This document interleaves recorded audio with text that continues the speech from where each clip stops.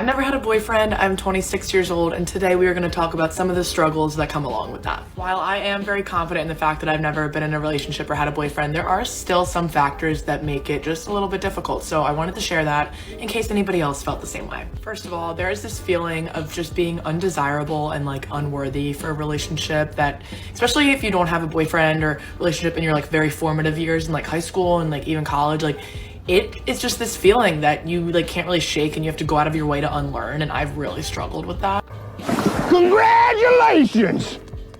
Alright, woman, if you've never had a serious long-term relationship with a guy, then you have nobody to blame but yourself. You have zero excuse for your current relationship status. Now, if you were pug fugly with a club foot and a nasty case of palsy, then maybe I could be sympathetic, but you actively chose to ignore any man that would have been a suitable match for you. You want to try to invoke self-pity by using words like worthy and deserving, as if that somehow makes you look like a tragic victim, but if you're a victim of anything, frankly, you're a victim of your own vanity and stupidity. You ignored 80 to 90% of the average men because you didn't think they were worthy of you, while you deemed yourself deserving of Captain Chad Luke Raycard of the USS Tyrone. But you don't get to deem yourself worthy of being the good captain's girlfriend. That's his call to make it so. I obviously know deep down that I'm worthy of love and being in a relationship and all of that kind of stuff, but sometimes there's the devil on my shoulder that's just kind of like, well, if we're looking at past examples, like, no you're not, because how come it hasn't happened yet? So it's been a journey to teach myself not to think like that. Then there's the fact of never having been in a relationship kind of makes you very independent, and like while I was growing up, my focus was like school and swimming and friends, and now in this part of my life, I'm very career focused and friends focused. It's like, how do you like cycle a guy in, because I've never had to do it before, so it's like that's another tough thing. Then this might be a little bit more of a personal example, but I really struggle with being vulnerable with my feelings. I have a lot of walls up and my heart is extremely guarded, which I'm working on letting that down. Being open and vulnerable with my feelings scares me a lot, because every time that I have been brave and told a guy how I felt, shared my feelings, it is always gone up in flames for me. I quit. I quit. I'm gonna level with you, sister. The best you can possibly hope for in your life is a simp, but even in that regard, I'm gonna give you a 0.5% chance that it'll actually work out. You've already told the entire planet that you have massive trust issues. You don't need to go into the details because we already know the story. We've heard it 1 billion times over. You and Chad were boning. You grew feelings for him, and it turned what was once known as low-effort bedroom fun for him into a third-class ticket on the ghost train. Multiply that by about 5 or 6, and you're left with a broad with massive trust issues who can't seem to shut up about her inability to bond with another person. But you keep going back to Tyrone no matter what because you can't help yourself. In your eyes, everybody else pales in comparison. It's never just been like, oh no, I just don't feel the same way. It's usually been like, oh, I feel the same way, but we can't work out for XYZ, which in turn has made me feel like there's something wrong with me. And it's just been honestly kind of scarring, and now has made me really scared to open up with my feelings because I'm like, I don't want to feel that again. And then that has led me into only wanting to keep things casual a lot of the times, so you don't have to deal with feelings. And so then it's like this transition of like, how do you jump from casual to like serious, when at the end of the day I know that's what I want, but it's just really scary to like have to do it. Show a little respect. So how many men have you slept with? Well, good news, woman. I can answer that question rather easily for you. You don't. You're not capable of taking something casual and making it serious. For starters, you made it abundantly clear that you're incapable of bonding with another man. Secondly, you're so caught up in the idea of never having a boyfriend that you'd rather stay alone than have one. Thirdly, even in the event that you got a simp drunk enough to date you, you wouldn't even know what to do with them. And finally, you've made it perfectly clear that you're not even 30 and you have a body count that would turn most self-respecting men away, even if you were remotely emotionally available. And that's going to curse you to a life of constant situationships, one-night stands, and endless talking phases. And the sad part of all of this is that it could have been easily avoided if you just played within your league. Yes, it really is that simple. And then transitioning from there, some may say I'm a little scared of love, but I will also say I'm scared of it and being in a relationship because I've never had it before. So it's like, I don't know who I am in a relationship, and that freaks me out. I love who I am now, and I'm like, am I gonna change? Am I gonna be a different person? Or not even that, but I'm also like, I just don't know what to expect. I don't know what's gonna happen. So it just kind of freaks me out a little bit. So that makes me a little scared. That's not my problem. It's yours.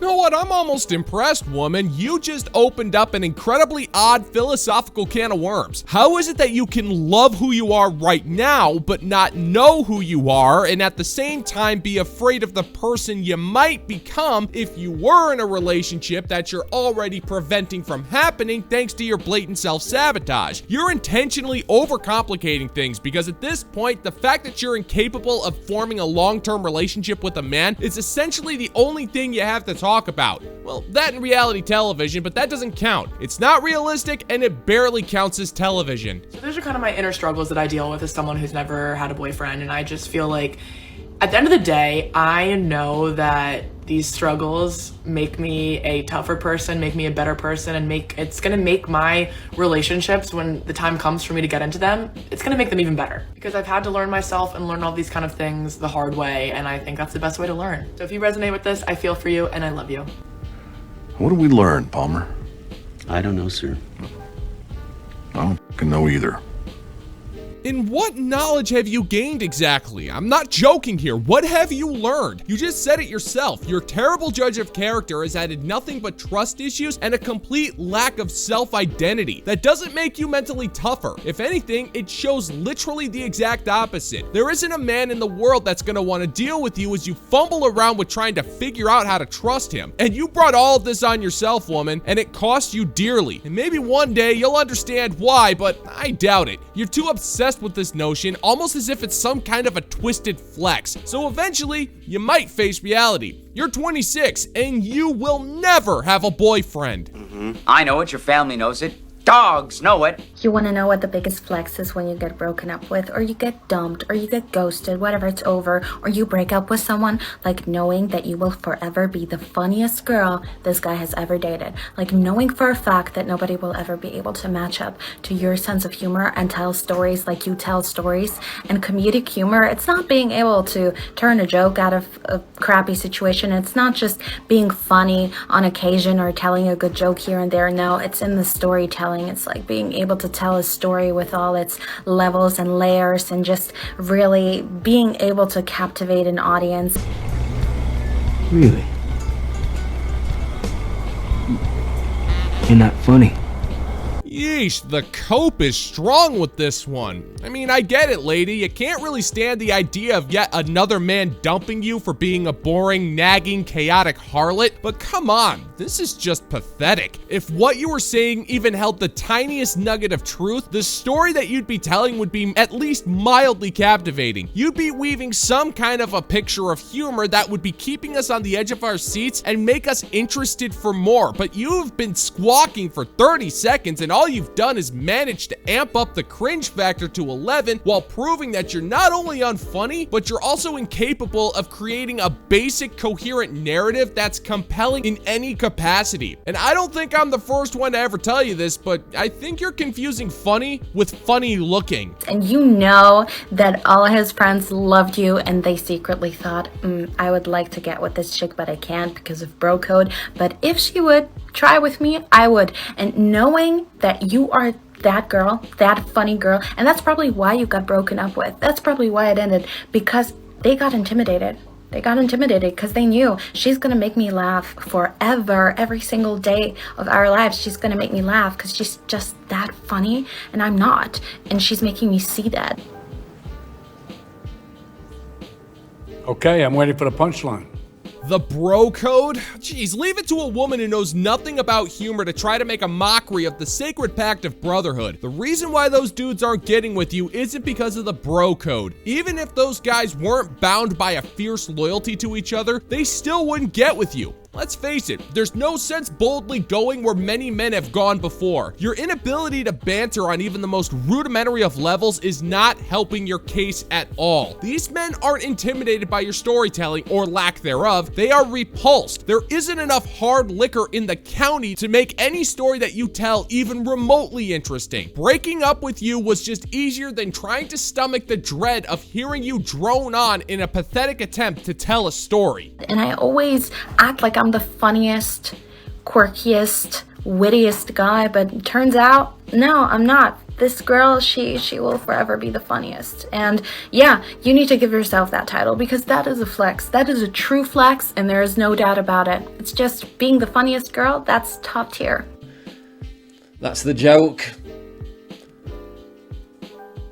It's kind of sad that I have to tell you this, woman, but if you're gonna make a bold flex like that, you better be prepared to back it up with, you know, actually saying something funny. But you avoid that because you lack something known as basic comedic talent. Now I get it, you're salty because you didn't get the last laugh after that guy stopped texting you. So you think you can win by trying to get in the last laugh with some kind of a roast. But in your vain attempt to prove your comedic superiority by epically roasting this guy, you completely bypass the part where you're supposed to actually roast the guy. It's kind of important when trying to prove to the world that you're funny by actually making an attempt to tell a joke. And we don't need to hear anything else from you, sister. That dude who ghosted you already spoke volumes with his silence. You're boring! You're fucking dull! You have nothing to say! You are a one-hived mind twat waffle! Alright, is anyone else painfully single? Like, not talking to anyone, literally no boyfriend. You're so single that you already have your wedding dress picked out, your bridesmaid dresses, even the colors of your wedding, where the wedding is gonna be, the song you're gonna dance to down the aisle, and the ending. And you already have your honeymoon destination picked out. Or is it just me?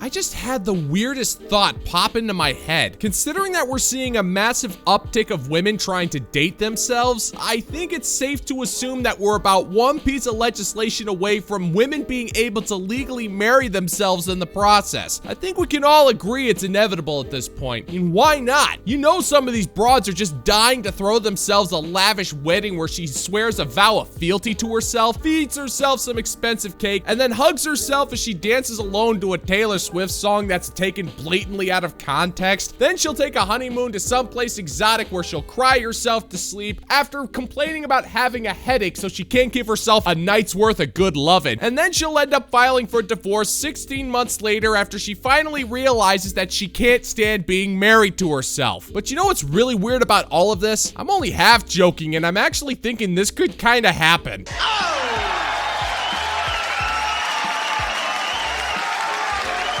And that's gonna do it for today's video, gentlemen and gents. And as always, if you find that my particular brand of humor is bringing you to the brink of laughter, then why don't you scroll on down and click that like and subscribe button. Maybe ring the notification bell, leave a couple of comments, share this video, and let's give the good old-fashioned middle finger to the YouTube algorithm. I've always been a firm believer that if you give a man a fish, he eats for a day, but give him a baseball bat and he has fun for a lifetime. Thank you so much for checking out the new video, and until next time, peace out, homies.